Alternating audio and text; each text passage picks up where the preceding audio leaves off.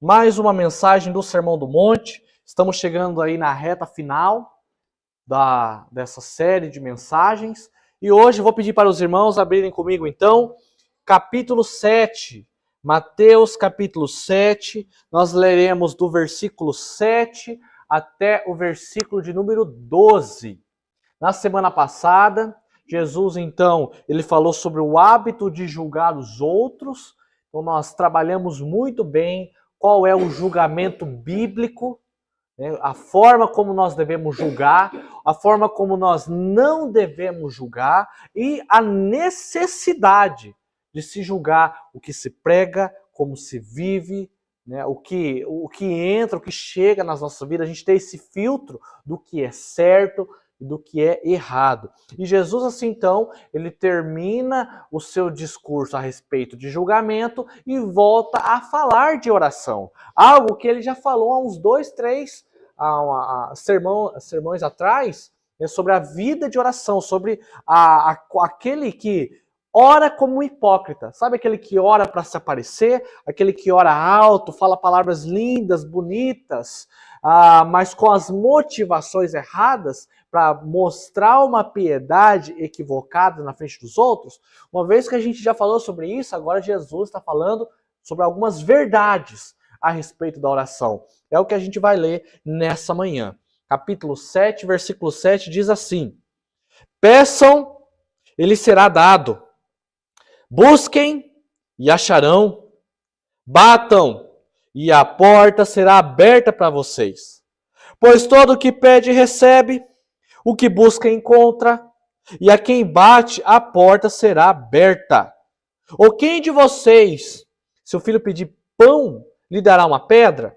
Ou, se pedir um peixe, lhe dará uma cobra? Ora, se vocês, que são maus, sabem dar coisas boas a seus filhos, quanto mais o Pai de vocês, que está nos céus, dará coisas boas aos que lhe pedirem? Portanto, tudo o que vocês querem que os outros façam a vocês, façam também vocês a eles, porque esta é a lei e os profetas. Vamos fazer mais uma oração? Ó Deus, como é bom estar na igreja, Pai. Como é bom estar cultuando ao Senhor. Como é bom, Pai, cantar canções e como essas canções afetam as nossas vidas. Como é bom orar.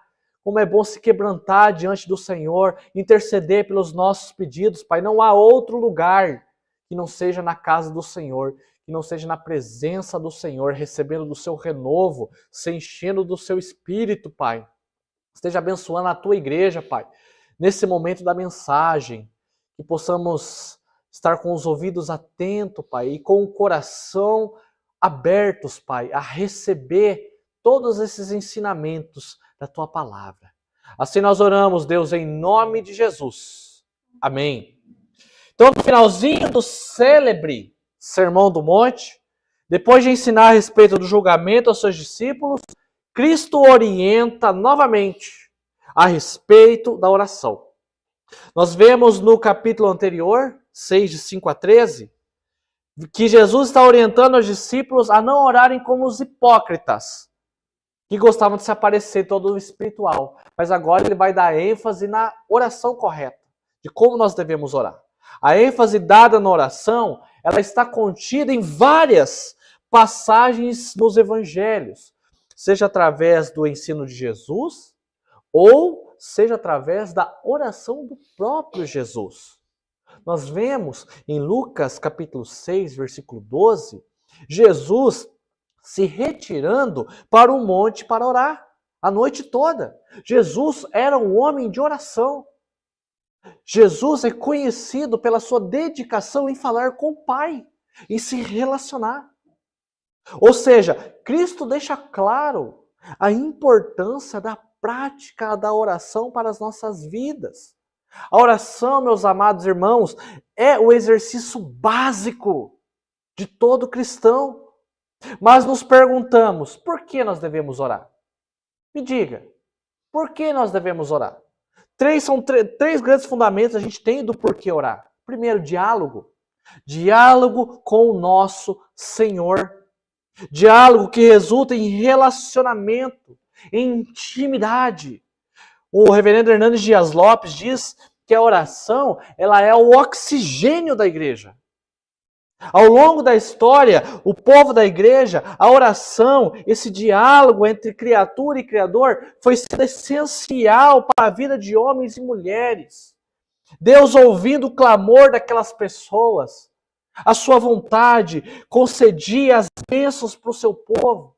Mas nós devemos sempre de lembrar de uma coisa: oração não é instrumento usado para você adquirir o que você quer. Foi como eu disse, é a forma de se criar relacionamento com o nosso Deus. Como que você tem relacionamento com uma pessoa? Você que é filho, teve um pai, teve uma mãe, ou você que é pai e mãe, como que você se relaciona com seu familiar? É falando, é conversando, é tendo tempo, é buscando essa intimidade. Se você não ora, se você não conversa, se você não busca essa intimidade, você está distante do Pai. E também, além disso, é a forma de enchimento do Espírito Santo. Quando nos deparamos em Atos 8, quando Cristo traz o poder do Espírito Santo sobre aquela igreja, diz que nós seríamos testemunha dele em toda a terra. Aquela igreja primitiva, com todo o poder, eles se unem em oração. E a gente percebe em Atos capítulo 4, versículo 23, que a igreja estava em tanta oração, tanto clamor, que eles ficam cheios do Espírito Santo. Chegou a tremer aquele lugar.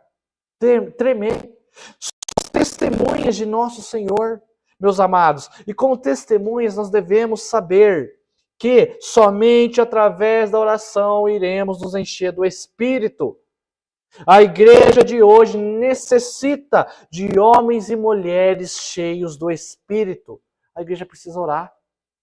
Se queremos um avivamento em nossa igreja, teremos que dobrar os joelhos e orar. Além disso, a oração ela equilibra a nossa vida cristã. Todo cristão deve obrigatoriamente se equilibrar em dois pilares: oração e Bíblia. Porque se a pessoa vive em constante estudo da palavra, mas não tem uma vida espiritual, não tem uma oração, ela vai saber muito de Bíblia, mas distante de Deus. Se a pessoa também ela só ora e não tem tempo de estudar o que Deus revelou para ela vai ser uma pessoa de muita oração, mas não sabe nada de Bíblia. Então a nossa vida cristã é esse equilíbrio em estarmos em constante ensinamento através da palavra, mas também em relacionamento com o nosso Deus em oração. Mas a nossa vida pecaminosa, ou melhor, a nossa natureza pecaminosa não quer que nos aproximemos do Senhor. Logo, quanto mais ficamos próximos dela, dessa natureza que possuímos, menos importante a oração será para nós. Quanto mais a rotina ficar apertada, mais a gente vai se esquecendo de Deus. Quanto mais a gente vai dando voz ao pecado, às seduções, às tentações, de pouco em pouco a vida de oração vai sendo afetada. Quando de repente a pessoa deixa de vir na igreja, deixa de ter vida com Deus, e de quando se vê, está muito distante. Resultado assim, na ausência de uma vida de relacionamento com o Senhor, vai te trazer prejuízos. Por isso que eu quero nessa manhã dizer para a igreja verdades importantes da oração para a tua vida, para que você tenha um relacionamento próximo com Cristo, cheio do Espírito Santo. E o que eu quero trazer para a igreja, através do texto, é que, em primeiro lugar, a persistência é fundamental para a vida de oração. A persistência é fundamental para a vida de oração. Versículo 7. O que Jesus fala? Peçam, e lhes será dado. Busquem, e acharão. Batam, e a porta será aberta para vocês. Novamente, Cristo utiliza-se de um paralelismo, algo que a gente viu no julgamento. O que é um paralelismo? São várias formas, né? Ele fala várias orações, né? Peçam, lhe será dado, busquem e acharão, batam e a porta será aberta para vocês, com o mesmo sentido, que é o quê? A persistência. Alguns comentadores dizem que esse versículo indica uma progressão de intensidade. Pedir, buscar, bater. Outros dizem que os 3 são apenas uma ideia de persistência. Precisamos persistir, meus amados irmãos, em nossos pedidos de orações. Precisamos persistir no nosso clamor. Precisamos persistir naquilo que você quer que Deus faça na sua vida. Naquilo que você tanto deseja de Deus. É necessário persistir. Cristo aqui está ensinando aos seus discípulos e agora aos nossos corações a necessidade de não desanimar, de não cansarmos de orar, mas persista. Peça a todo momento. Peça a todo momento. Deus quer que levemos os nossos pedidos. Insistamos nisso a todo momento, tendo uma vida ativa de oração e relacionamento profundo. Porque uma vez que a oração é o nosso relacionamento com o Senhor, uma forma de se encher do Espírito, e é o que equilibra a nossa vida cristã, se a gente ora uma vez, ora 2, ora 3, aí vai desanimando, já não ora mais. Como é que a gente vai amadurecer essa vida de oração? Não tem como. Quem aqui nunca talvez fez um pedido? Aí Deus não mandou ainda. E já desistiu. Orou uma vez. Até o primeiro mês foi intenso. Todo dia, hora de manhã, pá, lava o rosto, lava a cara e vamos para a oração. Mas depois passa de um mês, já diminui um pouco, não é todo dia. E assim vai. E assim vai. E a rotina, e o desânimo, e não tendo resultado, não tendo resposta. Quando você se vê, você não está mais orando por esse pedido ou nem orando por nada. Pedir com persistência mostra Deus o nosso clamor, o nosso desespero, muitas vezes de como nós necessitamos dele. Persistência é o nosso sinal, meus amados irmãos, de humildade, de dizer, Deus, eu preciso do Senhor. Quando alguém pede para você alguma coisa, se perceba, se aquela pessoa está todo momento pedindo algo para você, é o mesmo pedido, todo momento, quase todo dia, qual que é o reflexo que ele passa para você? Qual que é o sinal? É o sinal de que como essa pessoa precisa de você. Então a pessoa está entrando num estado de humildade e te dizendo, é o reflexo disso nas ações dela, de eu preciso de você, por isso que eu estou insistindo. Quando você precisa de algo, você fica ali a todo momento. Nós precisamos disso porque mostra a nossa posição humilde de como nós dependemos dele. O que seria persistir na oração? Primeiro, orar a todo momento por aquilo que você quer, carregado de muita fé. 2, convidar pessoas a orar junto com você. Ao aclamar, nós como família de Deus, como povo do Senhor, a gente precisa estar reunido. Por isso que vigília é muito importante. Eu até acho que a gente tem pouca vigília, né, no ano. A gente tem praticamente uma vigília no ano. Acho que dava para aumentar mais, fazer 2, fazer 3 vigílias. Precisamos estar em constante oração juntos como comunidade. Está orando, nós dedicamos aqui um tempo aqui de oração, cada um fez um pedido, a gente sabe da necessidade do outro. Um pediu pelo filho, outro pediu por família, por sobrinho e tal. A gente sabe assim, essa pessoa precisa, vamos estar junto, vamos orar junto, vamos caminhar junto. A igreja precisa estar reunida em oração. E, queridos, nós vivemos em tempos de imediatismo, eu sempre falo isso. Com o avanço da tecnologia, tudo agora está de nossas mãos. E tudo vem de uma forma rápida. Eu sempre falo, né? É a geração fast food. Tudo que a gente quer chega rápido. E é algo que é bom, isso é bom. Porque essa velocidade com que as coisas chegam até nós facilita. Contudo, cria complicações nas nossas vidas. Cria uma geração cansada. Cria uma geração imediatista que não perde energia esperando alguma coisa. Muitas vezes acabam tomando outras decisões, porque é a mais rápida e é a que nós temos. Isso, meus amados, reflete na nossa vida de oração. Se pedimos uma vez e não vem, se pedimos outra vez e não vem, na terceira já esquecemos ou abandonamos. Estamos tendo uma vida de oração fast food. E não é isso que Cristo propõe em nossas vidas. Nem sempre Deus dá o que pedimos e veremos isso em outro ponto, assim, de imediato, no dia seguinte. Mas sempre vem na hora que Ele quer. O tempo do Senhor é diferente do nosso tempo. E até que se venha, o que devemos fazer? Bater, como diz, pedir, buscar, orar, orar, orar. Persista, meu amado irmão. Persista naquilo que você tanto deseja. John Piper uma vez falou uma frase muito interessante. Ele fala o seguinte: uma das maiores utilidades do Twitter e do Facebook será provar no último dia que a falta de oração não era por falta de tempo. Quanto tempo a gente se dedica em redes sociais? Quanto tempo a gente se dedica, talvez numa Netflix? Eu falo isso por mim. O dia de domingo é o dia de descanso lá em casa, né? Eu almoço com a Isabel, a gente fica juntos, vamos assistir alguma coisa, vamos assistir um filme, vamos assistir uma série. E quando isso se torna totalmente na nossa vida, algo que a gente só faz isso. Prevalente, essa palavra que eu queria achar. A gente se dedica muito tempo a isso e não em oração. Tem gente que fica semanas, meses sem orar, ou só ora quando vem na igreja. Isso é perigoso para a tua vida. Eu estou te exortando, mas estou falando com carinho. Isso é perigoso para a tua vida. Isso é perigoso para a tua vida espiritual. Então Jesus contou aos seus discípulos uma parábola para mostrar que eles deviam orar sempre.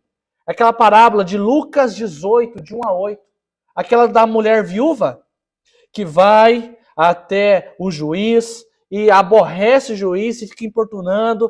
E ele fala para o juiz para julgar a causa dela, julgar a causa dela, julgar a causa dela. E o juiz, de tanto ouvir ela, fala assim: quer saber?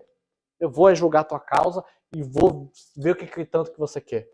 E o Senhor diz, né? Ouça o que o juiz injusto. Acaso Deus não fará justiça aos seus escolhidos que clamam a Ele dia e noite?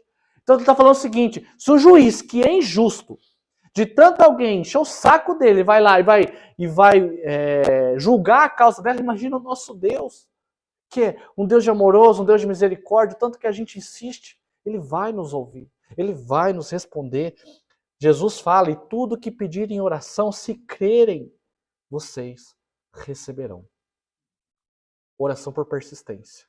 Em segundo lugar, tenha algo na sua mente. Toda geração gera um resultado. O resultado da sua oração. Toda oração gera um resultado. É o que ele fala no versículo 8. Então depois ele fala no versículo 7 sobre persistência, no versículo 8 ele fala o seguinte: pois todo que pede recebe, o que busca encontra, e a quem bate a porta será aberta. Então as três ações que ele fala de persistência no versículo 7, no versículo 8 ele fala das três consequências da persistência do versículo 7.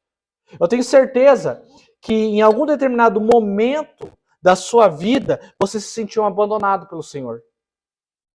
Como se a sua oração não tivesse sido ouvida pelo Senhor e com isso não gerou resultado nenhum. Grande engano! Toda oração gera resultado. E aqui nos atentamos o que muitos erros acontecem quando lemos o que nós olhamos para esse texto bíblico. Porque aqui está dizendo: basta que eu bata, peça, e depois ele fala que todas essas coisas serão realizadas. Né, as consequências disso. Mas ele não está escrito. Veja aí no teu texto. Veja se está escrito: basta que eu peça e Deus dará o que eu pedi. Não está escrito isso. Está escrito a consequência da nossa persistência. Em que sentido? Que a gente ora, vamos ter resultado, mas nem sempre teremos o resultado que nós queremos, do jeito que a gente quer, de forma detalhada, como a gente tanto detalhou para Deus. Às vezes ele vai dar outra coisa, às vezes ele vai responder de outra maneira, às vezes ele vai responder da maneira que você menos queria, mas ele ouviu a tua oração. Isso é fato. Ele ouviu a sua oração. Está no texto bíblico. Por acaso, se está no texto bíblico, tudo o que você pediu receberá da forma como você pediu? Temos sim, meus queridos, resultado em nossas orações, mas nem sempre é o resultado que a gente imagina. Você já chegou a imaginar alguma vez na sua vida se tudo aquilo que você já pediu a Deus tivesse sido realizado? Onde você estaria nesse momento? na presença do Senhor e seguindo uma vida com Ele, ou já estaria abastecendo os seus desejos, a sua vida longe do Senhor? Toda vez que eu faço essa pergunta, eu sempre lembro de mim, na adolescência. Eu sempre uso esse exemplo. Porque na adolescência eu queria muito ser jogador de futebol. E não queria ser qualquer jogador de futebol, eu queria ser jogador de futebol do melhor time do mundo, que é o Atlético Paranaense. Então eu queria ser jogador do Atlético Paranaense. E assim foi a minha adolescência. A gente falou quinta-feira no pequeno grupo sobre sonhos, e esse desejo chegou a ser basicamente um sonho, né? Só que eu era muito ruim, coitadinho. Eu era muito ruim. E assim, na medida das minhas frustrações futebolísticas, eu fui vendo e falei assim, não é isso que eu quero para minha vida. Mas se eu tivesse insistido, treinado, mesmo ruizinho, né? Tivesse parado com algum time. E eu orei muito a Deus. Eu orava a Deus, por favor, me melhora como jogador. Deus, eu quero muito ser jogador do Atlético. Embora na minha adolescência eu tenha passado por um tempo muito difícil na minha vida espiritual, não queria muito saber de Deus. Quando eu queria saber de Deus, era para pedir para eu ser jogador. E Deus não me fez assim. Deus, a minha vida é clara, você está vendo aqui, que eu não me tornei um jogador de futebol. Me tornei um pastor. E hoje eu vivo, sou feliz no ministério que eu tenho, no casamento que eu tive, na forma como minha vida está. Agora imagine se eu tivesse sido jogador de futebol. Será que eu estaria como eu estou hoje? Será que eu estaria com Deus? Será que eu seria o que eu sou hoje? Às vezes precisamos do não de Deus. Ainda bem, eu posso falar isso no púlpito, ainda bem que Deus falou não para mim, ainda que eu ame muito o Atlético. Hoje eu sou um torcedor muito assim, pecador. Eu não vejo jogo, quando eu vejo resultado de vez em quando. Mas na minha adolescência eu ouvia no rádio. Como só tinha TV aberta, se eu não conseguia assistir, eu ouvia no rádio, todo jogo. Mas ainda bem que eu recebi não de Deus, para ter a vida que eu tenho hoje. Lembre-se, Deus não trabalha para saciar os nossos desejos, mas realizar a tua vontade. Realizar o propósito que Ele tem para você. Realizar aquilo que Ele quer que você faça nessa terra, porque você não surgiu para nada. A sua existência, a criação do seu espírito, não foi igual um robozinho numa esteira de linha de produção. Só vou criar. Você foi criado com um propósito. Você foi criado por um objetivo. Eu não sei. Clame a Deus. Busque através das Escrituras. Deus não revela a sua vontade como às vezes a gente quer de uma forma tão clara e concreta. Mas é através da vontade revelada da sua palavra que a gente consegue alinhar aquilo que Deus quer para nós. Foi na palavra que Ele me chamou para ser pastor. Foi na palavra que Ele muitas vezes rege as minhas tomadas de decisões. Precisamos persistir, crendo que as nossas orações geram um resultado. Nem sempre o que nós pedimos. Lembra que Davi peca com Batseba. Batseba fica grávida. Batseba era casada com outro. Aí Davi foi lá e manda matar o outro. Mas ela ainda está grávida. Só que o profeta chega e fala assim, olha, ela vai perder esse neném. Ela vai perder esse neném. E aí o que Davi faz? Davi fica dias e jejuando, coloca pano de saco e clama ao Senhor que Deus poupe o filho dele. E poupa. Não poupou. Deus acabou levando aquela criança. Então nem sempre aquilo que nós clamamos, aquilo que nós pedimos, é a vontade de Deus naquele propósito. Mas às vezes é. Porque do mesmo modo que Davi clamou, Ana também clamou. Aquele coração apertado, que queria tanto um filho, aquele desejo de mãe dentro do coração dela. 1 Samuel 1,10 a gente vê isso, e ele ora, ela ora, e Deus concede a sua vontade. E ela não podia também ter filhos. E Deus concede isso para ela. A mesma oração de Zacarias, enfim, Deus é sobrenatural. O que eu estou dizendo para você é que Deus é sobrenatural, é poderoso. Não há nada que Deus não possa fazer em nossas vidas. Se for da sua vontade, Ele fará. Ele está ouvindo o seu clamor, Ele está ouvindo o seu choro, Ele está ouvindo a sua lágrima, Ele está ouvindo aquilo que está no seu coração apertado, Ele está ouvindo a sua dor, Ele está ouvindo os momentos de felicidade. quando você clama a Ele, mas também os momentos de tristeza. Ele está te ouvindo em toda a noite, quando você dedica em oração a Ele. Ele está ouvindo a oração que está vindo mediante dor. Ele está ouvindo a oração daquele que está no leito de cama. Ele está ouvindo. E uma vez que Ele ouve, vai gerar um resultado. Porque a palavra, eu não estou inventando aqui.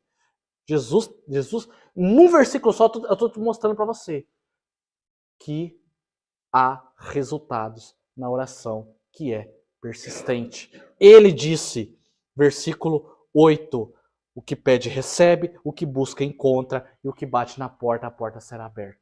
É o resultado. Isso vai acontecer com a tua vida, seja cedo ou seja tarde, seja do modo como você pediu ou não seja do modo que você pediu. Inclusive, eu já te levo a preparar o seu coração. Já prepara o teu coração para o não. Eu, na minha adolescência, hoje em dia, eu falo, ainda bem que Deus falou não para mim, mas lá na época eu não preparei meu coração e vivi frustrado. Algo que depois Deus, com o exército e com outras situações que aconteceram na minha vida, me fizeram mudar um pouco o rumo. Então se prepara para o não. Se prepara se Deus te responder de forma contrária. Mas confie. Deposite o seu coração no Senhor, porque Ele sabe o que está fazendo na sua vida. Ele não é um Deus de engano. Ele é um Deus de surpresa. Não é algo que acontece e Ele fala assim, nossa, eu não esperava que isso fosse acontecer. Ele sabe o passado, o presente e o futuro. Ele sabe aquilo que você nem imagina que vai acontecer sobre a sua vida.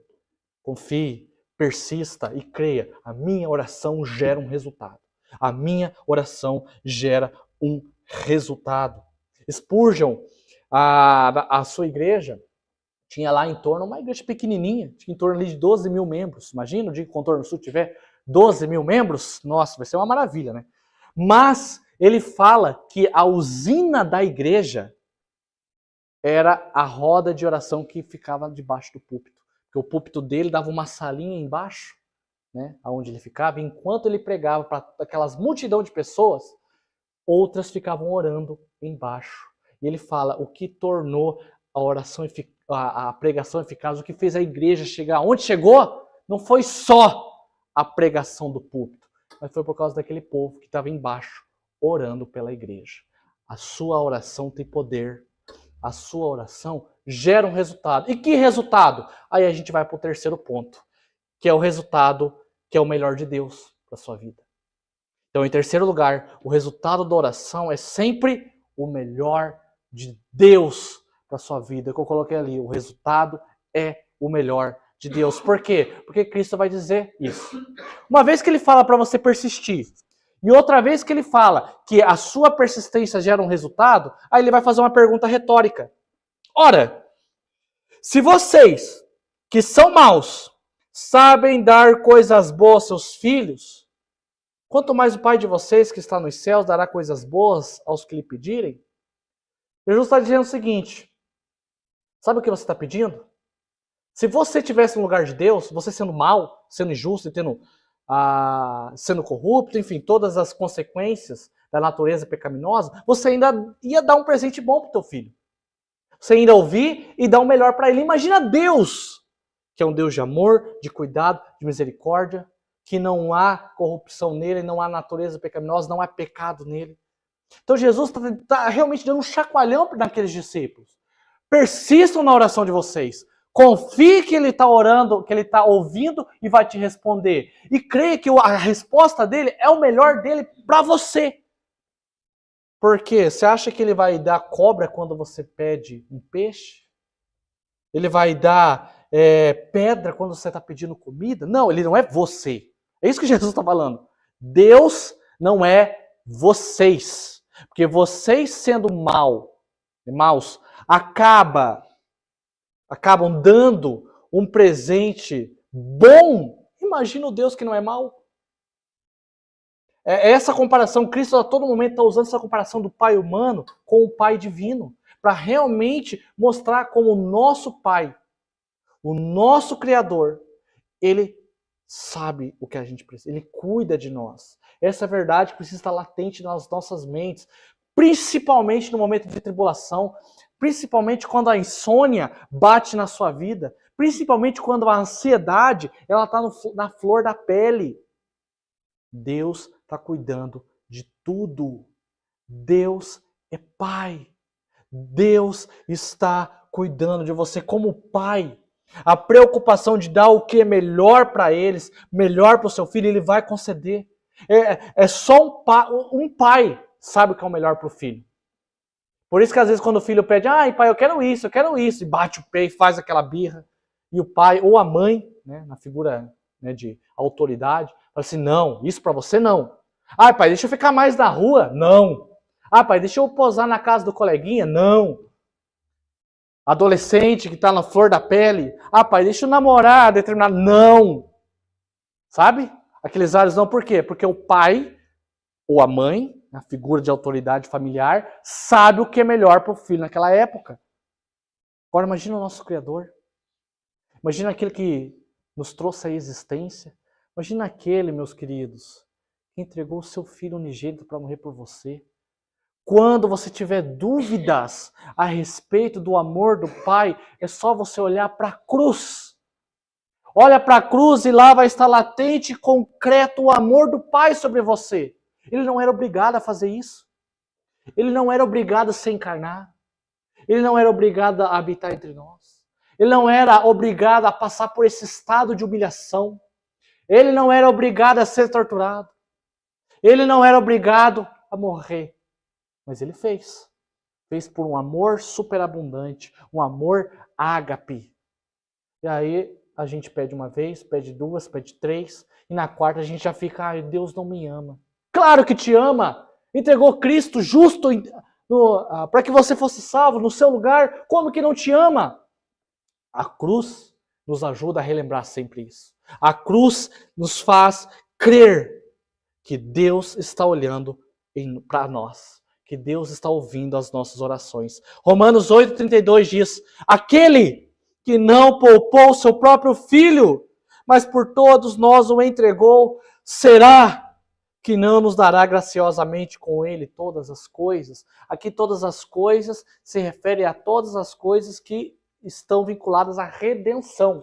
Mas a gente pode ampliar isso para os desejos das nossas vidas. Não que o Senhor vai dar sempre aquilo que a gente pede. Mas uma coisa é certa, Ele vai dar aquilo que é o melhor para nós naquele momento. Seja para exortar, seja para disciplinar, seja para realinhar as nossas orações. O melhor de Deus, às vezes, não vai nos dar dor. Davi não foi assim? Davi, depois que pecou, pediu e pediu e pediu para que o filho ficasse vivo. E para que ficasse vivo, Deus foi lá e não poupou, acabou tirando. E o quanto ele aprendeu a partir disso. Às vezes o melhor de Deus, por mais delicado que seja isso, às vezes o melhor de Deus para nós vem com dor. Mas saiba, é o melhor de Deus para a sua vida. Seguir os nossos desejos e não a vontade de Deus, muitas vezes faz o que desfrutemos de algo que pedimos, recebemos e depois nos arrependemos.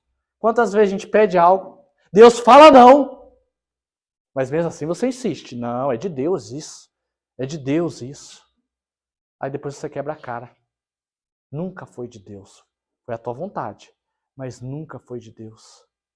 Peça, persista, creia no resultado da sua oração e saiba que Ele está te ouvindo. Muito pode, por sua eficácia, a súplica do justo. Tiago 5,16. E eu termino esse sermão dizendo uma frase que, se entendêssemos o verdadeiro poder da oração, passaríamos o dia inteiro falando com Deus. Então creia, a sua oração tem que ser persistente todos os dias. E uma vez que ela é persistente, ela vai gerar um resultado. Isso é fato. Eu não estou especulando. A tua oração dá resultado. Mas prepara o teu coração, porque o resultado nem sempre é o que você pediu, mas é o melhor de Deus para você. Amém? Abaixe sua cabeça, quero orar pela sua vida.